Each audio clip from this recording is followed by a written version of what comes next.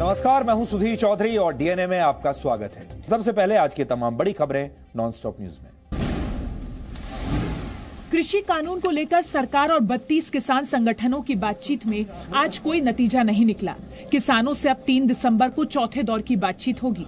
कृषि मंत्री नरेंद्र सिंह तोमर ने बैठक को कारगर बताया। वहीं आंदोलन रोकने पर कहा, इसका फैसला किसानों को करना है। स्वाभाविक रूप से हम तो किसान भाइयों को आग्रह करते ही हैं कि वो आंदोलन स्थगित करें और वार्ता के लिए आएं, लेकिन ये फैसला करना किसान यूनियन पर और किसानों पर निर्भर है। सरकार ने खास मुद्दों पर किसानों से कल तक सुझाव देने को भी कहा है, ताकि बदलाव को लेकर 3 दिसंबर की बैठक में चर्चा की जा सके। लेकिन किसानों ने कहा कि ठोस नतीजे आने तक आंदोलन नहीं रुकेगा। कोई सस्पेंड नहीं करेंगे, अब एजिटेशन जारी रखेंगे, एजुटेशन को और बढ़ाएंगे, ये हमारा निर्णय है। बैठक में सरकार की तरफ से वाणिज्य मंत्री पीयूष गोयल और वाणिज्य राज्य मंत्री सोम प्रकाश भी थे। बैठक में कृषि कानूनों पर एक प्रेजेंटेशन दिया गया। सरकार ने किसानों के सामने एक कमेटी बनाने का प्रस्ताव भी रखा। कमेटी ये सब तय करेगी और सरकार के अधिकारी होंगे और मंत्री जी खुद होंगे और जिनमें हमको आपत्ति है वो आपत्तियां दूर करेंगे। इस बैठक के बाद कृषि मंत्री और वाणिज्य मंत्री ने यूपी और उत्तराखंड के किसान नेताओं के साथ भी कृषि मंत्रालय में एक अलग बैठक की। नए कृषि कानून के खिलाफ किसानों का आंदोलन आज छठे दिन भी जारी है। दिल्ली में हरियाणा सीमा पर पंजाब से आए किसानों ने आज भी विरोध प्रदर्शन किया और नए कृषि कानून को वापस लेने की मांग की। कमेटी बनाओ, कमेटी डिसाइड करेगी इनके फायदे हैं नुकसान है। नुकसान है तभी तो आंदोलन हो रहा है। किसानों का प्रवेश रोकने के लिए हरियाणा सीमा के साथ यूपी बॉर्डर पर भी कड़ी नाकेबंदी रही। कई रास्ते डाइवर्ट किए गए। गाजियाबाद में रास्ते बंद किए जाने पर किसानों ने पुलिस बैरिकेडिंग पर ट्रैक्टर चढ़ा दिया। पश्चिमी उत्तर प्रदेश से ट्रैक्टरों बसों में आए किसानों को नोएडा और गाजियाबाद में रोका गया तो किसानों ने वहीं पर धरना शुरू कर दिया। किसान आंदोलन को लेकर कनाडा के प्रधानमंत्री जस्टिन ट्रूडो की टिप्पणी पर भारत ने कड़ा विरोध दर्ज कराया है। जस्टिन ट्रूडो ने किसान आंदोलन को लेकर अपने ट्विटर अकाउंट पर एक वीडियो पोस्ट किया। The situation is concerning. Canada will always be there to defend the right of peaceful protest. We believe in the importance of dialogue, and that's why we've reached out through multiple means directly to the Indian authorities. विदेश मंत्रालय ने Justin Trudeau के बयान को गैर जरूरी और अंदरूनी मामलों में दखलंदाजी बताते हुए कहा, कनाडा के नेताओं की हमारे किसानों से संबंधित कुछ टिप्पणी देखी हैं।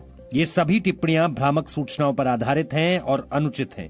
ये टिप्पणियां एक लोकतांत्रिक देश के आंतरिक मामलों से संबंधित हैं। कनाडा में सिख बड़ी संख्या में हैं। ट्रूडो के बयान को स्थानीय राजनीति में सिखों का समर्थन बनाए रखने की कोशिश के तौर पर देखा जा रहा है। जेएनयू की पूर्व छात्र नेता शहला रशीद के पिता अब्दुल रशीद शोरा ने जी न्यूज से बातचीत में बड़े आरोप लगाए हैं। उन्होंने शहला रशीद की दिल्ली की संपत्तियों की जांच की बात भी कही है। अब्दुल रशीद शोरा ने कहा कि अगर शहला के इंटरनेट से जुड़ी डिटेल्स की जांच की जाए तो बड़े खुलासे होंगे। इनके इंटरनेट पे जो एक्टिविटीज है, अकाउंट्स इनके जांच हो, इनके साथ वालों के अकाउंट्स जांच हो, इनके एसेट्स है दिल्ली में जो मुझे इन्होंने नहीं बताया। अगर बता देते तो मैं पूछ लेता ये कहां से आ गया, इसका सोर्स क्या है, तो वो इन्वेस्टिगेशन हो जाने दो। शहला रशीद ने जी न्यूज से फोन पर बातचीत में पिता के आरोपों को एक झूठी कहानी बताया है। तो उनका एलिगेशन है कि आप मतलब वो इन वे कहते हैं कि आप जो एंटी नेशनल एक्टिविटीज में हैं, अनलॉफुल एक्टिविटीज में हैं, फिर उस पे आप क्या बोलना चाहेंगी?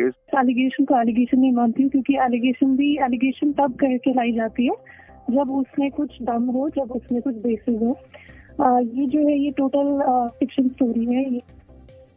जम्मू कश्मीर बीजेपी ने शहला रशीद के पिता के आरोपों को गंभीर बताते हुए सच का पता लगाकर कार्रवाई की मांग की है। Indian council of medical research ने कोरोना वैक्सीन पर बड़ा बयान दिया है। आईसीएमआर ने कहा कि मकसद कोरोना वायरस ट्रांसमिशन चेन को तोड़ना है। आईसीएमआर के मुताबिक अगर ट्रांसमिशन चेन ब्रेक हो गई तो पूरे देश को वैक्सीन लगाने की जरूरत नहीं पड़ेगी। So if we are able to vaccinate a critical mass of people and break that virus transmission, then we may not have to vaccinate the entire population. स्वास्थ्य सचिव राजेश भूषण ने कहा, पूरे देश के टीकाकरण की बात सरकार ने कभी नहीं कही। पूरे देश की टीकाकरण की बात सरकार ने कभी नहीं की है। I just wanted to make that clear. सरकार ने ऑक्सफोर्ड वैक्सीन के ट्रायल में हिस्सा लेने वाले एक शख्स पर कथित दुष्प्रभाव से वैक्सीन की टाइमलाइन प्रभावित होने की आशंका को खारिज किया है। ग्रेटर हैदराबाद नगर निगम के 150 में से 149 सीटों के लिए आज वोटिंग हुई। एआईएमआईएम के अध्यक्ष असदुद्दीन ओवैसी खुद बाइक चलाकर मतदान करने पहुंचे। ओवैसी ने कहा कि इस चुनाव में उनकी लड़ाई उन लोगों से है जो हैदराबाद को बदलना चाहते हैं। हमारी लड़ाई उन लोगों से है जो हैदराबाद को बदलना चाहते हैं। आप बीजेपी की बात कर रहे हैं? नहीं, मैं किसका भी नाम ले सकता हूँ ना। मॉडल कोड ऑफ कंडक्ट है, कैसा बोलूंगा। ग्रेटर हैदराबाद नगर निगम के चुनाव में दक्षिण के कई फिल्मी सितारे भी वोट डालने पहुंचे। कड़ी सुरक्षा के बावजूद हैदराबाद के कुकाटपल्ली में बीजेपी और टीआरएस कार्यकर्ताओं के बीच झड़प हो गई। हैदराबाद म्युनिसिपल चुनाव को बीजेपी ने राष्ट्रीय चुनाव की तरह लड़ा है।